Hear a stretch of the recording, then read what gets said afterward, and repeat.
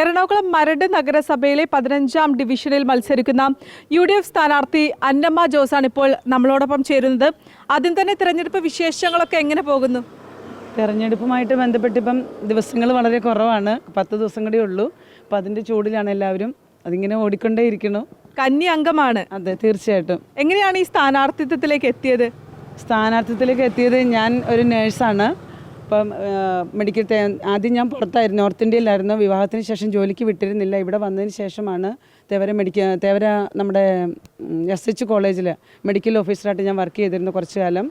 ശേഷം ഗ്രിഗോറിയൻ സ്കൂളിൽ ലീവ് വേക്കൻസിയിൽ പോകുന്നുണ്ട്. പിന്നെ ഇവിടെ നമ്മുടെ ഫീൽഡുകളിൽ മുറിവ് കഴുകി കെട്ടാനായിട്ട്, ഇഞ്ചക്ഷൻസ്, ഡെത്ത് ക്ലിയർ ചെയ്യാനായിട്ട്, IV ലൈൻ കൊടുക്കൽ, അങ്ങനെയൊക്കെ പോകുന്നുണ്ട്. പിന്നെ പള്ളിയിലൊക്കെയാണല്ലോ എല്ലാ സംഘടനകളിലും നമ്മൾ നല്ല ആക്റ്റീവാണ്. അങ്ങനെയാണ് ഇവർ നമ്മളെ സ്ഥാനാർത്ഥിയായിട്ട് വിളിച്ചത്. മറ്റൊന്ന്, കഴിഞ്ഞ ദിവസം LDFന്റെ സ്വതന്ത്ര സ്ഥാനാർത്ഥിക്കെതിരെ ഒരു പരാതി ഉന്നയിക്കുന്ന സാഹചര്യമുണ്ടായിരുന്നു. എന്താണ് യഥാർത്ഥത്തിൽ സംഭവിച്ചത്? എൻ്റെ കൂടെ മത്സരിക്കുന്ന ആളാണ് ജിഷ TR. ജിഷ നമ്മുടെ മരട് മുനിസിപ്പാലിറ്റിയിൽ ഹരിതകർമ്മ സേനയിൽ ജോലി ചെയ്യുന്ന ആളാണ്. ജിഷയുടെ യൂണിഫോം കേരള ഗവൺമെൻറ്റിൻ്റെ ചിഹ്നമുള്ള യൂണിഫോമാണ്.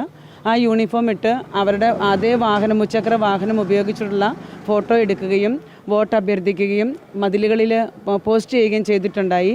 ഈ സാഹചര്യത്തിലാണ് അത് നമ്മൾ കംപ്ലൈൻറ്റ് കൊടുത്തത്. കാരണം കളക്ടർക്കാണ് പരാതി കൊടുത്തത്. അതെ, ഇലക്ഷൻ പ്രചരണത്തിന് സ്വന്തം ഈ കേരളത്തിൻ്റെ ചിഹ്നം ഉപയോഗിച്ചുള്ള പരിപാടി ഇത് എടുക്കാൻ പാടില്ല എന്നുള്ള ഒരു റൂളുണ്ടായി. അതിനെ നിരാകരിച്ചുകൊണ്ടിട്ടാണ് പുള്ളിക്കാരി ഇത് ചെയ്തത്. അതുകൊണ്ടാണ് നമ്മൾ കളക്ടർക്ക് കംപ്ലൈൻറ്റ് കൊടുത്തത്. പരാതി നൽകിയതിന് പിന്നാലെ അതിനെതിരെ നടപടി ഉണ്ടാവുക എന്തെങ്കിലും ചെയ്തിരുന്നോ? പരാതി അവർ പിൻവലിച്ചു എന്നാണ് നമ്മൾ അറിഞ്ഞത്. പിന്നീട് നമുക്ക് അവർ ഉചിതമായൊരു തീരുമാനം എടുക്കുമെന്ന് നമ്മൾ വിചാരിക്കുന്നു. നിലവിൽ ആ പോസ്റ്റർ അടക്കം അവർ പിൻവലിച്ചു. അപ്പോൾ ഓക്കെ, അപ്പോൾ ഈ പോസ്റ്റർ അടക്കം പിൻവലിക്കുന്ന ഒരു സാഹചര്യം. ഇനി മറ്റൊരു കാര്യം, കഴിഞ്ഞ 15 വർഷമായി LDF ആണ് ഈ ഒരു വാർഡ് ഡിവിഷൻ ഭരിക്കുന്നത്. അപ്പോൾ UDF ഇനി ഒരു ശക്തമായിട്ടുള്ള പോരാട്ടത്തിന് ഇറങ്ങിയിരിക്കുകയാണ്. ആ ഒരു നഷ്ടപ്പെട്ട സീറ്റ് തിരിച്ചു പിടിക്കുക എന്നത് വലിയൊരു കടമ തന്നെയാണല്ലേ?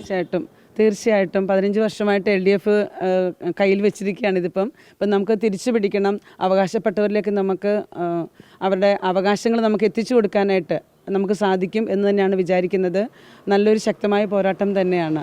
ഈ ഡിവിഷനിൽ തന്നെയുള്ള ഒരാളാണ്. അതുകൊണ്ട് ഈ ഡിവിഷനിലെ ജനങ്ങൾ നേരിടുന്ന പ്രശ്നങ്ങൾ എന്താണെന്നത് കണ്ടറിഞ്ഞ ഒരാൾ തന്നെയാണ്. പ്രധാനമായും ഇവിടെയുള്ള ജനങ്ങൾ നേരിടുന്ന പ്രശ്നങ്ങൾ എന്തൊക്കെയാണ്? ഒരുപക്ഷെ അധികാരത്തിൽ വരികയാണെങ്കിൽ അവർക്ക് ചെയ്യാൻ ഉദ്ദേശിക്കുന്ന കാര്യങ്ങൾ എന്തൊക്കെയാണ്? അധികാരത്തിൽ വരികയാണെങ്കിൽ വെള്ളക്കെട്ടൊരു പ്രധാന പ്രശ്നം തന്നെയാണ്. പിന്നെ അതുപോലെ ഫുഡ് വേസ്റ്റ് മാനേജ്മെൻറ്റ്, അതൊരു പ്രോബ്ലമാണ്. അപ്പോൾ അവർ നമ്മളോട് പറയണത്, നമ്മൾ ചെന്ന സ്ഥലങ്ങളിലൊക്കെ താഴ്ചയുള്ള പ്രദേശങ്ങളിൽ ചില സ്ഥലങ്ങൾ മാത്രം വെള്ളക്കെട്ട് കാരണം മഴ പെയ്താൽ വെള്ളം അവരുടെ അടുക്കള വരെയും കയറുന്ന സാഹചര്യങ്ങൾ പല സ്ഥലങ്ങളിലും നമ്മൾ കണ്ടിട്ടുണ്ട്. കുട്ടികളെ സ്കൂളിൽ വിടാൻ പോലും അവർക്ക് ബുദ്ധിമുട്ടാണ്. അവർ മതിലിൻ്റെ അടുത്ത് ചെയർ കൊണ്ടുവച്ചിട്ട് അതിൽ കുട്ടീനെ കയറ്റി അടുത്ത ഗ്രൗണ്ടിലേക്ക് ഇറക്കി വിടുന്ന സീനുകൾ നമ്മൾ കണ്ടിട്ടുണ്ട്. നമ്മളോട് അവർ പറഞ്ഞിട്ടുമുണ്ട്. അപ്പോൾ അങ്ങനെയുള്ള സാഹചര്യങ്ങൾ അവർക്ക് വേണ്ടുന്ന സഹായം നമ്മളാൽ കഴിയുന്ന രീതിയിൽ ചെയ്തു കൊടുക്കുക എന്നുള്ളതാണ്. നമ്മളുടെ പാർട്ടിയായിട്ടാണെങ്കിലും നമ്മളുടെ കൂടെയുള്ള സഹപ്രവർത്തകരുമായി ആലോചിച്ച് നമ്മൾ വേണ്ടുന്ന രീതിയിൽ അവർക്ക് സഹായ സഹകരണങ്ങൾ ചെയ്തു കൊടുക്കും. 15 വർഷത്തിന് ശേഷം ഇനി UDF ഈ ഡിവിഷനിൽ അധികാരം പിടിക്കുമോ എന്നതാണ് കണ്ടറിയേണ്ട ഒരു കാര്യം. അതിനുള്ള ശക്തമായിട്ടുള്ള ഒരു മത്സരം തന്നെ നടക്കുമെന്നാണ് സ്ഥാനാർത്ഥികൾ വ്യക്തമാക്കുന്ന ഒരു കാര്യം. ക്യാമറ പേഴ്സൺ അക്ഷയ്ക്കൊപ്പം വിനയാരാജ്, കേരള വിഷൻ ന്യൂസ്, കൊച്ചി.